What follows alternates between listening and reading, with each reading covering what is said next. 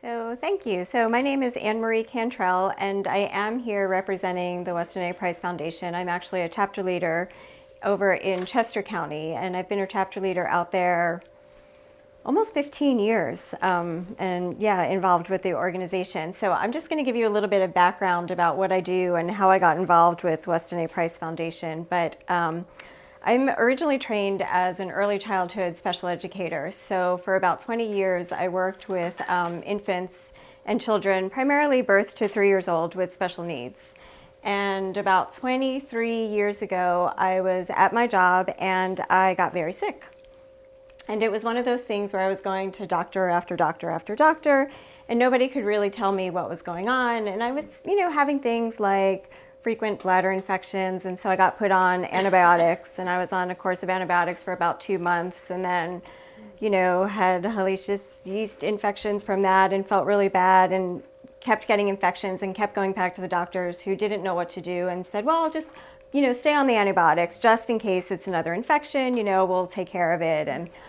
And so all of these things started to happen to my body. I was getting, developing food sensitivities. I was eating foods and I was breaking out in hives and rashes, and, my cheeks would get very red after I would eat something. Dropped about 20 pounds in about 2 weeks.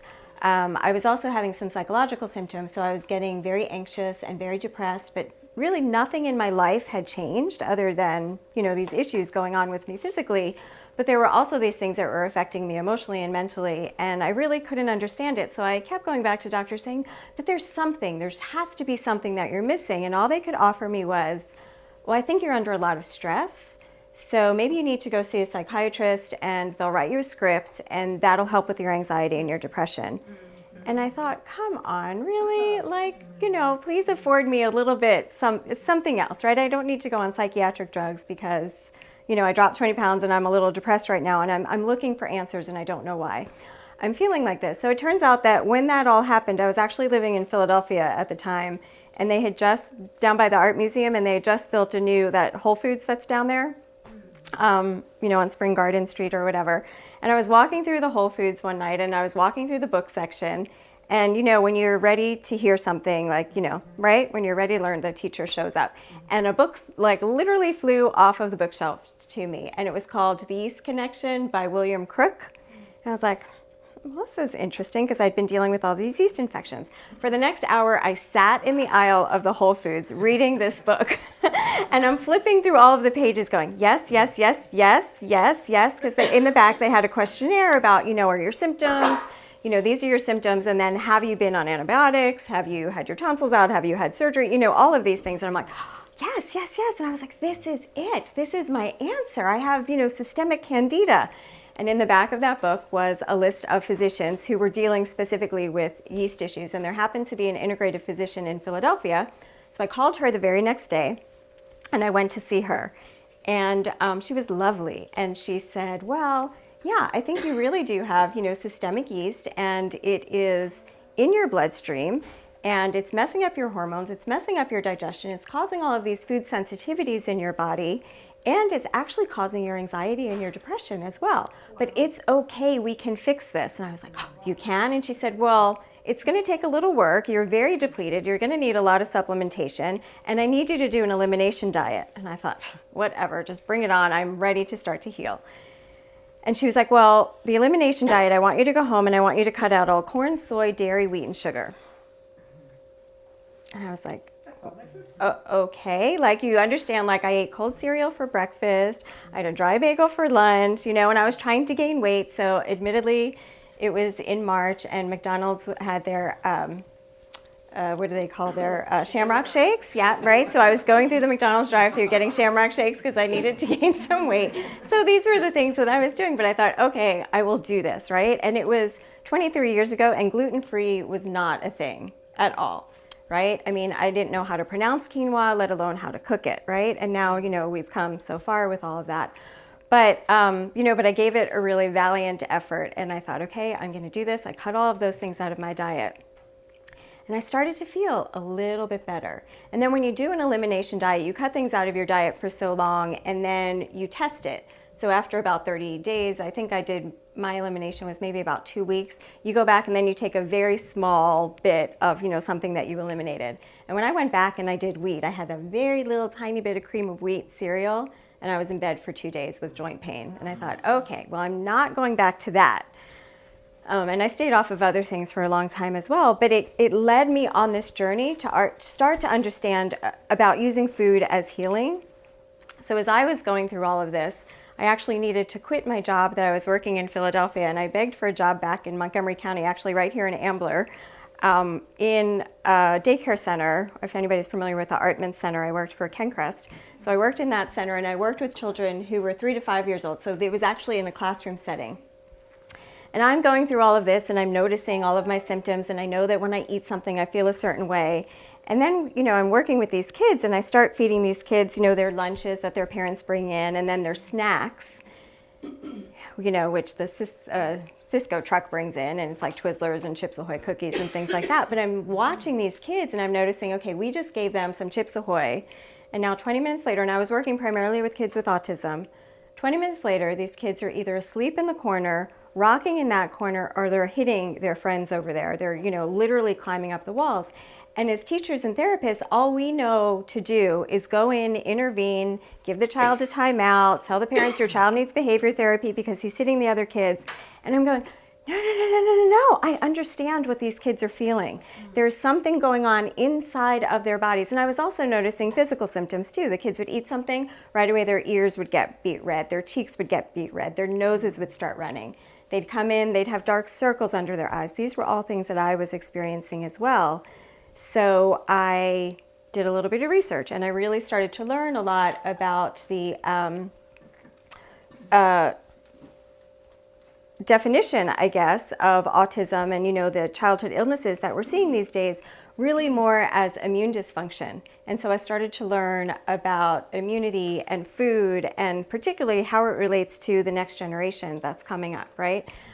So my studies kind of took me that way, and because I was cooking so much, I ended up going to a culinary school in Manhattan, which was called the Natural Gourmet Institute for Health and Culinary Arts. And it was an amazing program. So it was like a culinary nutrition program. So as we were learning to cook all of these things, and I was learning to cook gluten-free and all of that, I was also learning a lot of the nutrition behind it. Many of my cooking instructors were diehards of the Weston A. Price Foundation. So it's actually funny because Walter Matthau's daughter, Jenny Matthau, was actually one of our instructors, and we called her the Fat Lady because she did all of our classes on the importance of fats, and particularly the importance of saturated fats. So we talked a lot about Weston Price. And then I had an instructor named Melanie, who I loved, who did a lot of work with traditional Chinese medicine. And the school was very much based on traditional Chinese medicine 5-element theory, if anybody's familiar with that, which I can talk a little bit about tonight as well. But she also did consultations, health consultations. So I went to Melanie and I said, look, I'm feeling better. I know that there's more that I can be doing for my health. I'm still feeling really run down, and I was still really depleted. And she handed me a book called Nourishing Traditions, which was written by Sally Fallon, who is the executive director of the Weston A. Price Foundation. And unfortunately, I think I lent my book to someone, so I don't have it. But you can imagine a book that looks like this, except with 600 or 700 pages. She said, I want you to go home, I want you to read this book, and I want you to make everything in it. Then you will heal. I thought, okay, I'm going to do that. So I went home and I read my Nourishing Traditions book, and I literally would read it every night before I went to bed. So it's a cookbook, and it also has all of these sidebars, on the sides of the pages that just talk about everything food related, nutrition related, culturally related, what our ancestors did, and it's such a fascinating read. So every night before I went to bed, I would read all of those sidebars, and my mouth would just hang open and be like, this is it, and I had been searching for so long. I was vegetarian for a little while. I never went vegan, but I was vegetarian. I dove into the macrobiotic diet because I thought, this is it, this is going to heal me, this is going to heal me, this is going to heal me, and it was like playing whack-a-mole, really, and then when I found Nourishing Traditions and really started to learn about the Weston A. Price Foundation, my body just settled down, and I thought, this is what I need. this resonates with me and my intuition and how I really need to nourish myself and how we need to nourish ourselves as communities. So to give you a little background about the Weston A. Price Foundation. The Weston A. Price Foundation is a nonprofit nutritional and educational research foundation based on the work of Dr. Weston A. Price. Now, Weston A. Price was a dentist in Ohio in the 1930s. And in the 1930s, dentists at that time actually studied a lot about nutrition. And Weston Price was very, very interested in nutrition. And he started seeing people coming into his dental practice with problems with their teeth, particularly children. He was noticing that children were coming in, they were having more cavities than they used to have in the past. They had overcrowding in their mouth. The teeth weren't fitting into their mouths anymore, right? So these were kids that needed orthodonture. And he said, I really think that this is based on nutrition. And he had a nephew who was a photographer for National Geographic, who was out in Africa taking photographs of all like the Maasai tribe over in Africa and was bringing these pictures home. Weston Price got a glimpse of these like beautiful Maasai tribesmen and said, look at them, look at their mouths, look at their teeth, these wide, wide smiles. And he said their teeth look like the keys of a piano. They were white, they were large, they were straight, their jaws were nice and wide, their foreheads were nice and thick and wide. And he said, I want to know what they're eating, basically, right? And so he took his wife, God bless her, and his camera, and I think he took his nephew, and he went around the world and he studied about 14 indigenous cultures. And he wanted to see what it was that they were eating and how their health was. Because in this country, what he was finding was we were degrading, right? We were losing what he saw as, our teeth health, but it also equated to our physical health, our emotional health, and our spiritual health. And then in the 1930s, what were we dealing with? A little bit of white flour, some white sugar, and some condensed milk, right? I mean, compared to what we're dealing with today, right? So he went over and he studied, all of these indigenous cultures. And what he found was so interesting because what he found was that those people who were eating their ancestral diets, they were eating their local, foraging locally and hunting and gathering locally and eating all of that, they had the best teeth. They had the best teeth, they had the best bone structure, they had the best physical health, the best emotional health, and the best spiritual health. Those folks who were living a little bit closer to ports where Western civilization was bringing in the white flour, the white sugar, the condensed milk, because how delicious are those things, right? So you get, a taste for those things, that's what you start eating. The very next generation started to show problems in tooth decay. So it's so fascinating to me that we have the answers, right? Our bodies have the answers to heal. They just need to be well nourished. And food is so foundational. But you think, well, what is food? If he's studying 14 indigenous cultures and he was, in Alaska, he was in Africa with the Maasai tribes, he was in Florida with the Seminole Indians, he was in Switzerland, in the valleys, the cold valleys in Switzerland. So they weren't all eating the same diet, right? They were eating very, very different things, but there were certain characteristics that were present in all of their diets that he really researched. And all of his research culminated in his book called Nutrition and Physical Degeneration. And what I can do is actually pass this book around a little bit because, like I was saying, he brought his camera and he took photographs. So what he would do as he, showed up in a village, he would ask, the people to actually kind of line up and he would go through and he would check their teeth and he would check for, cavities, dental caries, and these folks were not using fluoride, they weren't flossing, they weren't using Crest, they were using maybe chewing on some leather or something. But you can see, and I can pass this around if folks can see, but you can see, the smiles, the really wide faces, the gorgeous teeth, the structure of the teeth. You can also look at the jaws. So if anybody does any, has any interest in sacred geometry at all, right? So yeah. There's a book out there written by a physician called Deep Nutrition, and she actually looks at the sacred geometry with these photos of Dr. Price's, and looks at the symmetry and the asymmetry in all of these faces. It's really fascinating how she kind of draws them all together. But what you can see are like these wider foreheads, and then the face comes down, and you have these very broad jaw lines, right? And there's so much room in the mouth for the teeth in there. And as the generations start to eat more of that processed food, what happens is the bone structure actually starts to change. And if you look at pictures of a lot of children now, and I find this so fascinating because I'll go into like a giant supermarket or something, and I'll just watch people fill up their carts, and they have their babies in the front of the cart. And I'm always looking at kids' faces, like, does that child have, like a really broad face and a wide jaw? And what we're seeing now is that there's so much slanting that we've got very, very narrow faces.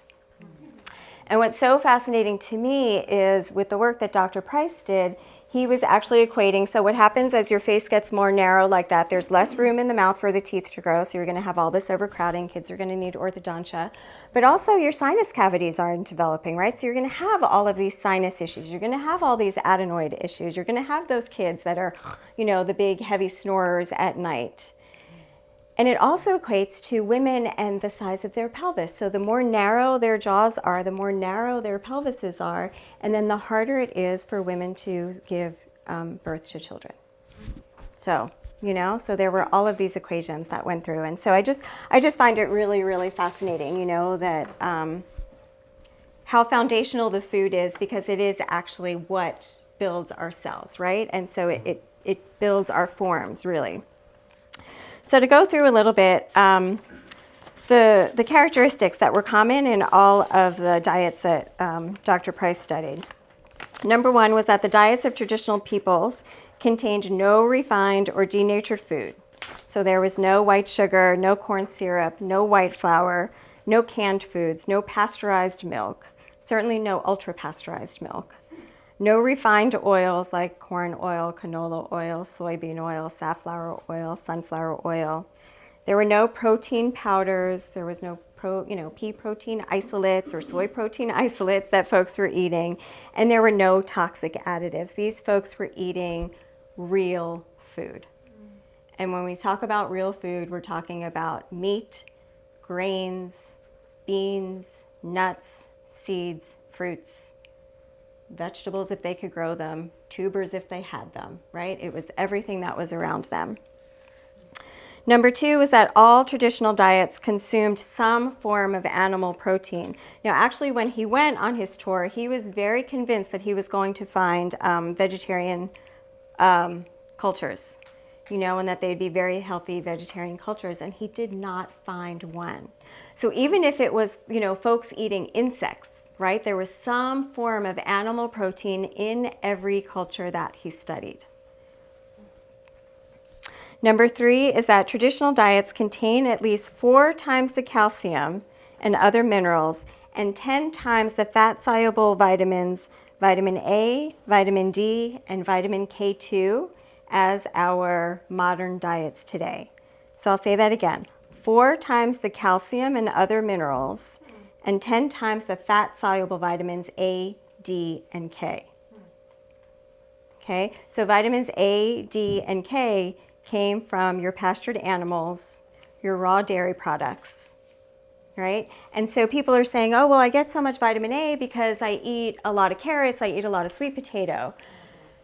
And what we're finding is actually all of those foods contain beta-carotene, and it's a very tricky conversion to convert beta-carotene into true vitamin A in the body. And so when your body is depleted and when your body is under stress, you're not making those conversions very effectively. So in order to get true vitamin A, the way to get it is through animal foods. And so we're looking at things like pastured egg yolks. We're looking at things like muscle meats, organ meats. in the animals, right? Which is so taboo now. Like, well, I guess it's a little bit less now. There's some farm to table restaurants that are serving liver and onions and pate and stuff. But years ago, like to say that you're eating liver, people, will whip that away from you saying you're going to get a heart attack. That's such high cholesterol, right? We shouldn't be eating that.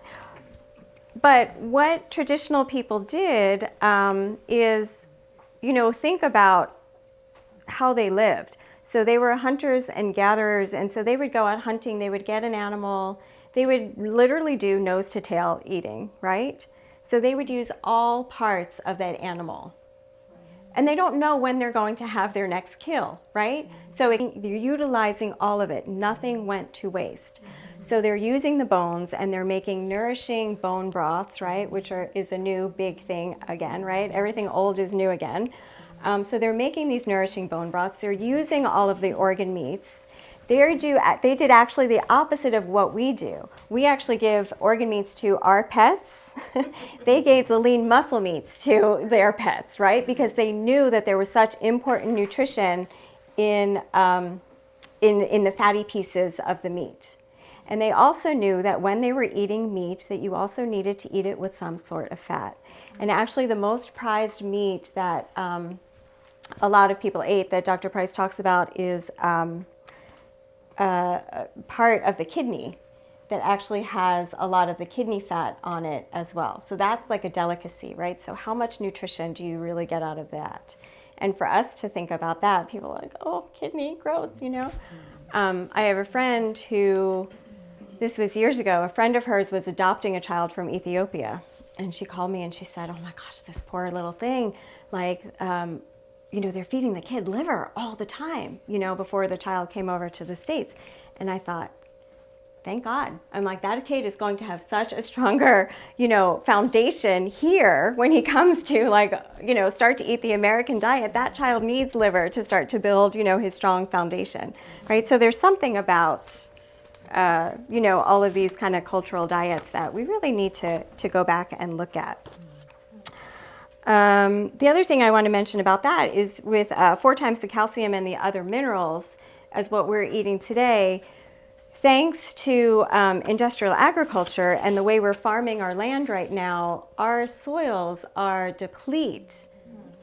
They're so depleted. So there's no longer the nutrition in the soil to raise those plants that we're eating, to raise those plants that the animals are eating. So of course we are going to be mineral deficient because of the way agriculture is set up in this country. So thankfully we have now this, generations of farmers who are going back to small biodiverse farms, where they're doing, ranges of animals and starting to do this regenerative agriculture to really begin to feed the soil again.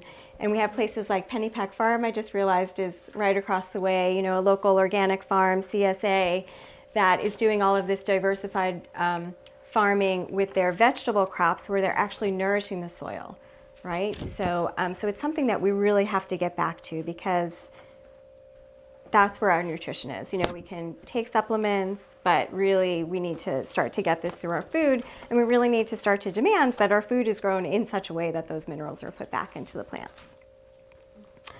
Okay, some animal products. Number 4 is that some animal products were eaten raw, right? So this is primarily a lot of the raw dairy products, right? So raw milk, raw butter, raw cream, raw yogurt, raw eggs, and then some animal meats that were raw, and then some animal meats that were preserved in such a way that they were either salted or fermented, which we'll talk about as well too. So let's just touch a little bit on raw milk. Are there dairy drinkers in the room? Are there raw dairy drinkers in the room? Okay. So the thing about dairy is there's so much conflicting information about dairy. And the way I look at it is, again, if you look at your ancestors and what your ancestors were eating and what was available to them, there were animals and they milked those animals. Now, whether that animal was a goat, a cow, a yak, a sheep, it really depends on where you came from, right? So the people that Weston Price studied in the Swiss valleys actually saw their dairy, their cow dairy, as a very, very sacred food. So this is a place where really not a lot was growing, right? It was cold, it was really harsh winters, and they grew rye really well, and they had a lot of dairy. So their staples were the sourdough rye bread, really thick, dense sourdough rye bread, and then raw butter. So they would get their cream from their cows, they would whip it up, they would make this raw butter. And that was a sacred food to those people. And what is so interesting to me is that in the springtime, so you can think of a cold and a harsh winter, and there's not a lot growing, so there's not a lot for those cows to be grazing on. But as soon as the sun starts to come out a little bit and the days start to get longer, the grass is going to start growing much taller, and those cows go out and they graze on that first green grasses of spring. And that milk is yellow, orange, nutrient dense, gorgeous. And the butter that was made, they called it spring butter. The butter that was made from that cream was actually laid on altars with wicks in it, you know, from these people to give thanks for this very nourishing food, right? So when you have that, what are the properties that are present in that? Your vitamin A, your vitamin D, and in raw butter, you actually have vitamin K2. So Dr. Price called vitamin K2 the X factor. Yeah, so he didn't know what it was, but he knew that there was something that worked synergistically with vitamin A and vitamin D in the body. And if you didn't have that X factor, your health wasn't going to be as great. So butter, raw butter, had this X factor. We now know that that X factor is vitamin K2.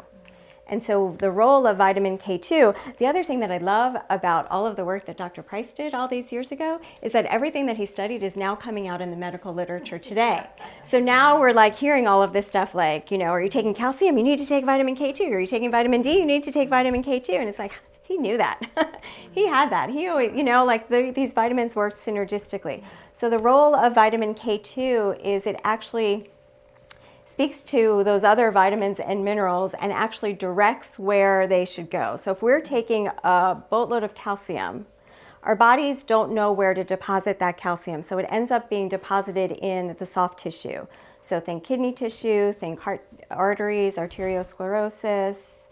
So we're not building strong bones and strong teeth, right? We're creating hardening of soft tissues. Vitamin K tells the calcium where to go. So it will keep it out of those soft tissues and place it in the bones, place it in the teeth. So very important to take those things together. Same thing with vitamin D. Vitamin A and vitamin D need to be taken in balance. They also need to be taken with vitamin K2. Too much vitamin D will also create hardening in the soft tissues. Take it with vitamin K. Vitamin K tells it where to go, and it goes to where it is needed. So what Dr. Price did was he was very big on cod liver oil. Did anybody grow up with cod liver oil? Yeah. So cod liver oil is very high in vitamin A and vitamin D. And when he was giving people cod liver oil, he would always give it with this X factor, which the X factor that he did was this centrifuged spring butter. So he would take it and he would take that butter and he would centrifuge it and basically make like an oil out of it. So it was this butter oil that he would give along with the cod liver oil. And when he did that, he saw results like that immediately in people's health. You know, so what it's doing is it's working synergistically. It's telling what those, you know, telling those vitamins what to do in the body.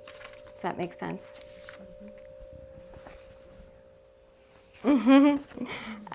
So where are we? We are at number, so some proteins were eaten more. Traditional diets also had a very high food enzyme content. So they got that from raw dairy products. They got that from raw meats, fish, raw honey, tropical fruits. So pineapple, papayas, you know, pineapple is very high in bromelain, papayas, the seeds are very high in enzymes. Cold pressed oils, lacto-fermented vegetables, fruits, and beverages, right? So we know now the benefit of lacto-fermented vegetables, you know, sauerkrauts and things like that, is that it is very beneficial to our gut health. It feeds, you know, our microbiome and helps with all of the bacteria, keeping them in balance in our gut. So with our ancestors, it was a way to preserve food. You know, you have all of this food at the end of the harvest in October. You're going to have a long, cold winter. You need something, quote unquote, fresh to eat. Let's put this up. We'll preserve it, and we'll preserve it in salt. So it gets mashed, you know, in big crocks with salt, and it's left to sit all winter. And that is what they ate as their fresh food all winter. And what that was rich in was probiotics and digestive enzymes. Also very interesting that it's also very high in other vitamins. You know, when you ferment vegetables, they become higher in things like B vitamins. The vitamin C content of sauerkraut goes from, you know, whatever a cabbage, how much vitamin C a cabbage has, increases about 300% when it's fermented. So cabbage is very, very high in vitamin C. Fermented cabbage is very, very, very high in vitamin C. So there's that old story about Captain Cook, you know, taking the pirates and all of the limeys, right? So everybody on the pirate ships were getting scurvy because they didn't have enough vitamin C. So they figured out a way to do it. They would take limes and lemons on the ships with them, and the pirates would, you know, eat the limes and the lemons, and that's why they called them limeys. Captain Cook did not have limes and lemons. He had sauerkraut on his ship, and his folks did not get scurvy because they were eating sauerkraut, which was incredibly high in vitamin C. Isn't that fun? You know, and so these are the things that are all coming back right now. So fermented foods, fermented beverages, think kombucha, right? Think water kefir, think dairy kefir or kefir. But these all have very cultural basis for them, you know? So every culture really has its own fermented food. So kefir, the kefir grains, you know, come from Turkey. There's kefir grains in Russia. You know, Germans have sauerkraut, Korean has kimchi, you know, African cultures fermented millet, you know, and other tubers, you know, Hawaii ferments poi. So we all have, you know, this ancestral history of, you know, all of this fermenting, and we've lost it, really. We've lost it with the advent of refrigeration. We forgot how to preserve our own food. Another characteristic of traditional diets is that their seeds, grains, and nuts are soaked, sprouted, or fermented, or naturally leavened before they are consumed. So does anybody here eat sourdough bread? Like a real traditional sourdough bread? Does anybody soak their walnuts before they eat them? We have to. Okay. Yeah, anybody soak their rice before they eat rice, or their quinoa before they eat rice? So the whole thing behind this is that all grains, nuts, seeds, beans have enzyme inhibitors present in them. So really, it's just a protective mechanism of the plant itself, right? So you think about rice with the bran on it, and it's a protective mechanism to, you know, keep pests away, basically. So when we're eating things like, you know, whole bran, or, you know, I don't know, whole grain rice or whole bran oats or whatever, what we're doing is we're actually ingesting those enzyme inhibitors. And what they do in our body is they can limit the uptake of calcium, zinc, and magnesium in our system. So, and they kind of leach nutrients from us. But there's a way to get around it. So going back to what traditional people did again. So you can soak them, you can sprout them, or you can ferment them. And what you're going to be doing is deactivating all of those enzyme inhibitors. So like in the grains, it's a compound called phytic acid. And it's not bad to eat, you know, grains that are not soaked, right? Because sometimes we want a little cleansing. We want phytic acid to grab onto something and pull it out of our system. But if we're eating a diet very, very high in grains, we want to make sure that we're going to prepare them naturally so that we're going to be able, or prepare them properly so that we can assimilate all of the nutrients from it and not have any loss of any nutrients. So easy way to soak your grains is to get a cup of rice, put it in a bowl, cover it with water, and add about a tablespoon of some kind of acid. So you can use something like the whey, the liquid runoff from yogurt. Do you sell whey, Erin? Yeah, you sell whey just on its own. Or you can buy, you know, a pint or a quart of whey and keep that in your refrigerator and just use that for your soaking. Lemon juice, apple cider vinegar. I don't really recommend the apple cider vinegar just because it has such a strong flavor that it tends to turns me off. I don't really like it. But lemon juice and whey, or even like a little dollop of yogurt, something that's acidic like that. Sit it out on your counter overnight for about 8 hours. Or if you're going to do it in the morning and go to work and then come home and make your rice, come home, drain it off, and stick it in the pot and cook it as you would naturally. And you've just deactivated that phytic acid in there. If you wanted to ferment your grains, you would let them sit longer, right? So fermentation is, time, temperature, and moisture, basically. So your grains are going to be sitting in some water, room temperature, not in the refrigerator, and you're going to keep it out for a longer period of time. So if anybody's ever eaten in an Indian restaurant and eaten dosas or idlis, those are all fermented grain and bean dishes, a very traditional dish where the beans are soaked overnight, the rice is soaked overnight, they're combined together in a blender, and then that is soaked for 24 hours. And then you get this really delicious sour. If anybody's eaten in an Ethiopian restaurant and had the injera, which is soaked teff, right? So this is all like very traditional stuff and easy to do at home. It's just, it takes a little bit of an extra step. You just kind of have to remember to do it. So like, for example, my husband used to eat oatmeal every morning for breakfast, and I'm like, I forgot to soak the oatmeal again, and then I was like, this is crazy. If you're eating this every morning, I'm gonna just make a big batch. So I would get a big bowl, put the oatmeal in, like enough for like 5 days or something, soak it, keep it on the counter overnight just for that one night. He would come down in the morning, take what he wanted for breakfast that morning, and then put it in the refrigerator.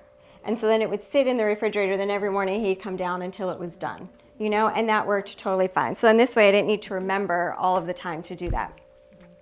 Nuts and seeds are a little bit different. They don't need an acid. They actually just need a little pinch of salt. So you go to the store, you get some good raw walnuts, and you want to make sure that you're, going to get those enzyme inhibitors out of them, stick them in a bowl, cover them with water, put about a teaspoon or 2 teaspoons of a really good quality salt, like I use a Celtic Sea Salt. Throw that in there, let it sit for about 4 to 6 hours. Cashews, you're going to soak for about 3 to 4 hours. Cashews are much softer. And then you want to dry them. Just make sure that you're going to dry them really, really well. So either dehydrate them or put them in an oven and roast them off. Get them really dry, put them in a jar, and then store your nuts actually in the refrigerator so that those oils that are present in the nuts do not go rancid. So, easy way to live like your ancestors in modern day. You just have to think a little bit about all those things. So excited, fermented. And then the other thing is the naturally fermented sourdoughs, right? So typically there were not yeast starters. That was flour that was freshly ground flour left to sit, for a bunch of days, creates the sourdough. Then that sourdough was added to, a new batch of bread that was going to be made. That was left to sit out 24 hours, whatever. I forget where I am. There's a company called Green Lion Breads that's out by me in Phoenixville. Mark Dobrance is the baker up there, and he does a really delicious, like a European sourdough. And people who are gluten intolerant will actually eat his sourdough and not have a problem with it.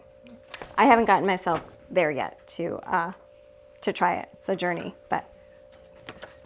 Number 7 of the characteristics is that the total fat content of traditional diets varies from 30% to 80% of total fat, 30% to 80%, right? So there are some people out there eating 80% of their diet in fat, and you would think more like Inuit, cold. But only about 4% of the calories came from polyunsaturated oils that occurred naturally in grains, pulses, nuts, fish, animal fats, and vegetables. The balance of fat calories is in the form of saturated and monounsaturated fats. Let me say that again. 30 to 80% of the calories came from fat. Only about 4% of those calories came from polyunsaturated fats, nuts, seeds, things present in some fish, some vegetables. The balance of those fat calories, so we're talking 26 to 76%, came in the form of saturated and monounsaturated fats. What happens today when you go to your doctor and you tell them that you're eating lard, right? You're put on statins right away, right? Because you have to be crazy. You're going to develop heart disease. So saturated fats actually feed and nourish the body, right? So the outer membranes of our cells are made up of saturated fats. right? So they provide fuel to our body. Our hearts thrive on saturated fats. Our muscles thrive on saturated fats. So, what's that book called? The Cholesterol Myth, and it'll come to me. There's another one, but basically, the studies that are talking about saturated fats and high cholesterol and heart disease were basically put out there by the lobbies of the corn oil industry and all of the polyunsaturated oil industries, which happens a lot in today's food culture, unfortunately. I hate to say it. You know, all of these traditional foods that are being so bashed are bashed so much because of all of these really strong food lobbies that are making so much money on all of these oils. So you cannot pick up a box of crackers and look at the ingredients and not see something like soybean oil, canola oil, corn oil, even sunflower and safflower oil are those polyunsaturated oils. So the issues with all of that is that the polyunsaturated oils, number one, are very high in omega-6 fatty acids. So is that one of my... Here we go. This is the very next one. Traditional diets contain nearly equal amounts of omega-6 and omega-3 fatty acids. So omega-6, our bodies need them. Our bodies need all of those fats, omega-6, omega-3s, and omega-9s. But what happens is when they become out of balance, we become out of balance. And omega-6 fatty acids out of proportion tend to be very pro-inflammatory.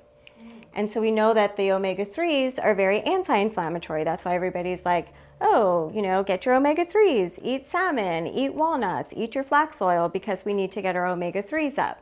So traditional diets used to have probably like 3-to-1 omega-6 to omega-3. Because of the way our diets are right now, where we're eating are these polyunsaturated fats, we are a culture of 20-to-1 or 15-to-1 omega-6 to omega-3s. And you look around you and we are a society of inflammatory diseases. We just are. Heart disease, diabetes, all of it. Cancer. So we need to bring that back into balance. How do we bring that back into balance? We say no to all those polyunsaturated oils. The other thing about those polyunsaturated oils is they are made from plants that are very, very fragile. And so when those seeds are exposed to high temperature, which is how that fat is made, that oil becomes rancid right away. So what you're dealing with then is you have all of this oxidation present in that oil. And the way the companies have gotten around that is they actually, I mean, it'll smell horrible. They actually deodorize that oil before they put it on your supermarket shelves. You know, so you go and you pick up your bottle of canola oil, and I mean, you can smell it and it just smells bad. And, you know, I've gotten to a place now where I'll go into restaurants, I'll be like, what kind of oil do you use? Like, I've become that person, you know, because I think the oil piece is so important. And you can taste something and you can be like, this is soy oil, this is canola oil. I mean, you can taste it. It just tastes off, it tastes rancid, right? And so we just have to say no to those polyunsaturated oils. We also have to be really, really careful though, because the marketing is very, very tricky, and what they're selling now are olive oil, canola oil blends. And it's actually what a lot of restaurants are using, because they'll say, oh, we use olive oil. And you ask a little bit further and they're saying, well, it's actually a blend, 50-50 canola oil and olive oil. And you can buy that, you know, in the supermarket shelves. And if you're not reading, you can pick that up and say, oh, I'm getting some olive oil here, where you're actually getting a blend. So careful about that. I need to correct myself, because canola oil is not a polyunsaturated fat. Canola oil is a monounsaturated fat along with olive oil. The thing about canola oil, though, is it is made from the rapeseed, and it does get very rancid when it is processed. And it just sets off all of these, you know, like toxic cytokines, inflammatory things in the body. So even organic, I don't think that canola oil is a great food. Not to mention that 80 to 90% of it in this country is genetically modified at this point. And so is all of our corn and our soybeans. You know, so we're eating those oils, and the residue of the Roundup that they spray on those crops is present in all of those foods. So it will be present in those oils. So we're eating those oils and we're basically ingesting glyphosate. So go for those really good fats. Olive oil is an amazing fat, monounsaturated, so you're not going to be able to cook at really high temperatures with it, so you're not going to be deep frying in olive oil. The saturated fats are much more stable fats. They're solid at room temperature, so think about that, right? That's why people get so freaked out. If it's solid at room temperature, it's going to clog my arteries. Put it out in the summertime, and you'll see coconut oil becomes very liquid.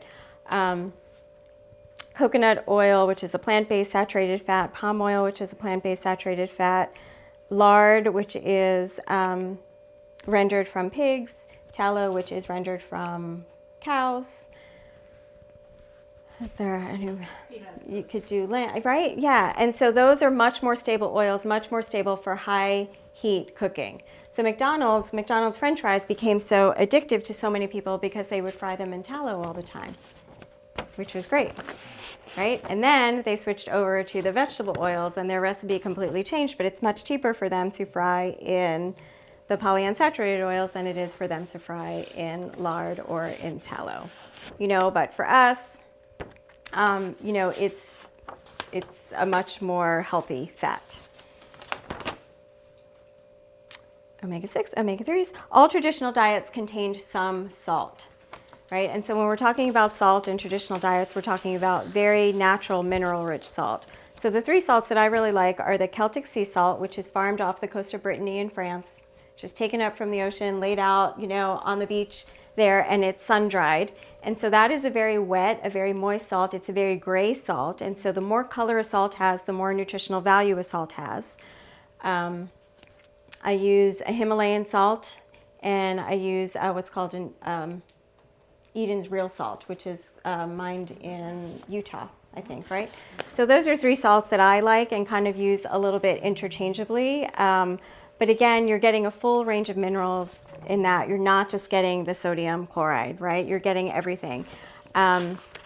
Studies have been done on the Celtic sea salt, and they say that it actually has the same mineral makeup as our blood. So it's actually very mineralizing. So, during the summer when we have our heat waves, I have a business and I sell sauerkraut. So when I'm at farmers markets, when we had that, 90-degree weather, I actually took a bag of Celtic sea salt with me, and every couple of minutes I would just, start eating salt, literally to stay hydrated, to replenish all of those minerals, as I was drinking. So salt, we need salt. If you go on the Weston Price website, which is www.westonaprice.org, you can go and you can read a whole bunch of articles on there. You can just go in their search engine thing and just type in salt, and you'll see all of these articles about salt in there and how natural salt does not raise our blood pressure, right? That's a whole other imbalance going on, that we need to look at potassium and magnesium and all of these mineral imbalances. But our bodies really need salt because it relies on it to do so many enzymatic processes in our body. And what I think is hysterical is that one of the major researchers in that is a doctor named Morton.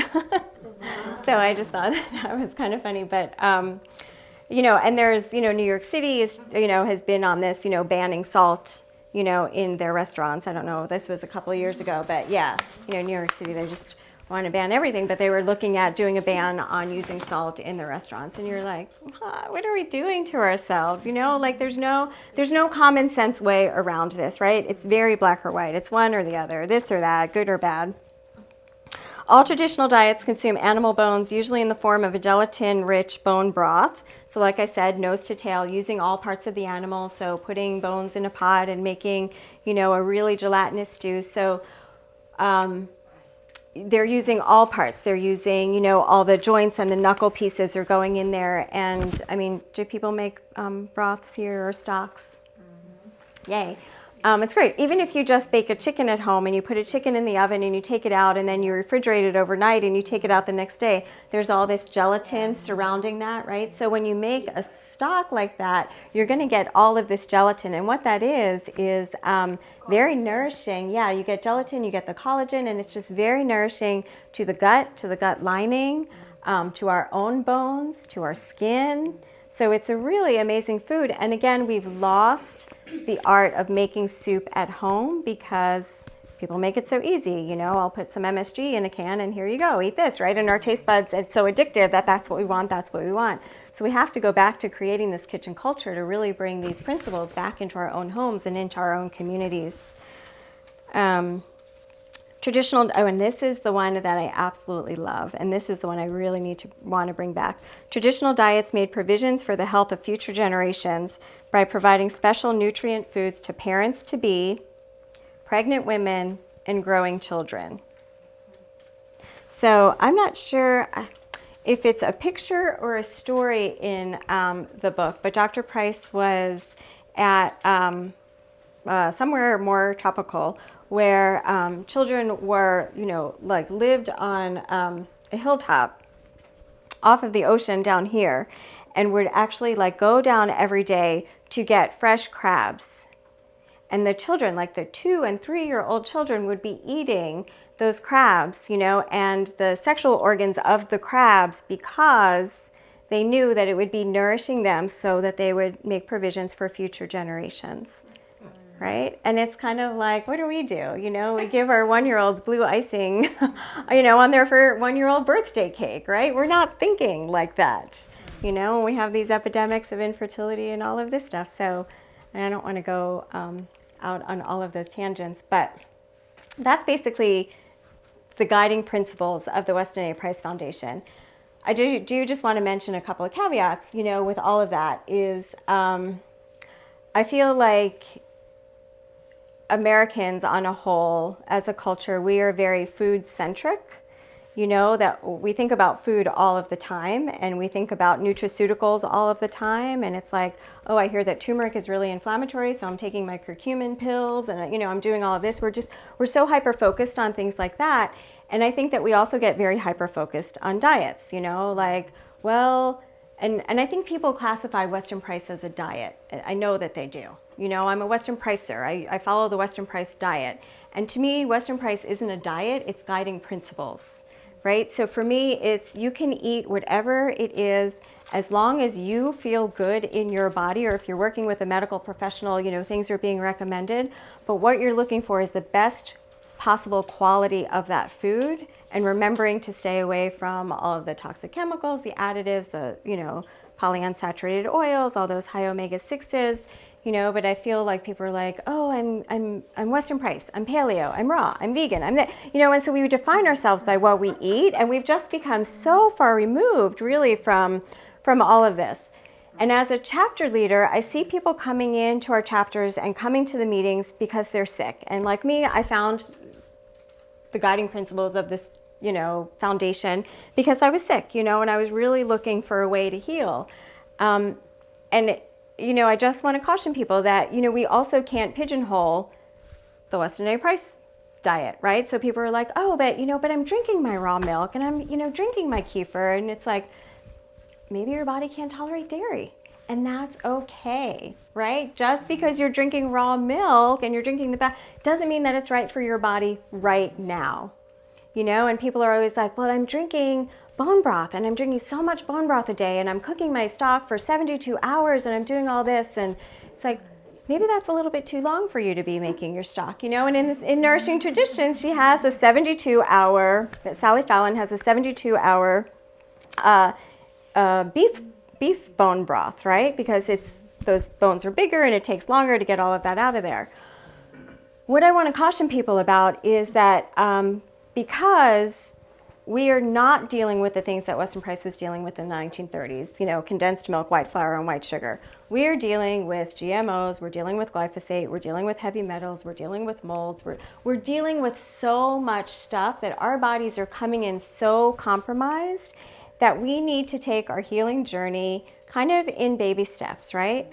And so for everything that you read about what you should do, really listen back and figure out what is going to be good for your body. So just as a little example, I work with a lot of kids diagnosed with autism, and we work on healing the gut and changing the diet. Bone broth is absolutely a piece of that. Fermented foods are absolutely a piece of that. But when your gut is really, really damaged, a lot of times you can't handle all of the things in the dairy. You can't even handle a 24-hour bone broth, right? Because it's setting off things like histamine reactions in children. It's setting off glutamine reactions in children that are equal to a reaction that somebody who has a reaction to MSG would have, right? So it's like, that's okay just cook, your chicken in some water for 2 hours or 3 hours and start with that, right? Because it's all about building and it's all about healing. So it's kind of like, I always look at it as a ladder, so when I started on this journey 23 years ago, I didn't know that there were people producing really nutrient-rich foods. I was shopping in the supermarket. I wasn't getting organic meats then, and then I just learned and I learned and I learned. And now I feel like I'm to the part of the ladder where, oh yeah, I'm actually friends with a lot of the people who grow my food now. And that's the way I want it to be. I'd rather get my produce from the people I know who are doing it right. I'd rather get my meat from people who I know, are treating the animals right, and those animals are, pastured and happy and nutrient dense, and, people are doing it right. So that's where I am, now on this journey, but you can't be from going, drinking your shamrock shakes to, visiting the farm and being up here, because something's going to happen and you're going to just hit a wall and you're going to go, through the drive-through again, right? So it's all about, what can you take? What is that one bit of information that you can take? And it might be, I'm going to go home and check my closets and see how much canola oil I have, or like what's hiding. Yeah, where are all those polyunsaturated oils hiding in my, in my processed foods right now? And maybe I'm going to stop eating those and look for different alternatives, or I'm going to look and I'm going to see where are the GMOs hiding out in my closet, and I'm going to get rid of those first. So it's very much these baby steps, and it's like we always have to celebrate each success that we make when we do something that's positive for our health, So, okay, I got rid of that canola oil, yay! I'm going to do that for like a week or two, and then I'm going to look for the GMOs, and then I'm going to do that for a week or two, and then I'm going to take the red dye out of my kids' diet, and it's just all of these steps, and it's like we ease our way into it. And why I love having Weston Price chapters that are around is because these communities are open to everybody who's on a journey, and it's very much a food journey. And it doesn't matter where you are on that journey, because like our meetings are communities of support. And it's like, hey, you want to do this? We can give you all of the resources. We can give you all of the support. We can give you what to tell your family members when they say you're a kook, and when you go to Thanksgiving dinner and, all of these things, because these are the things that we, hit kind of head on. So I hope that makes sense for people. And I hope that gives you a little bit of a sense of where I feel like we really need to put more of our consciousness right now when we think about how we're, procuring our food, where we're getting our food from, how we're preparing it when we go home, right? How are we going to assimilate all of those nutrients? And how are we feeding our families? And then how are we going to let that ripple out into our communities?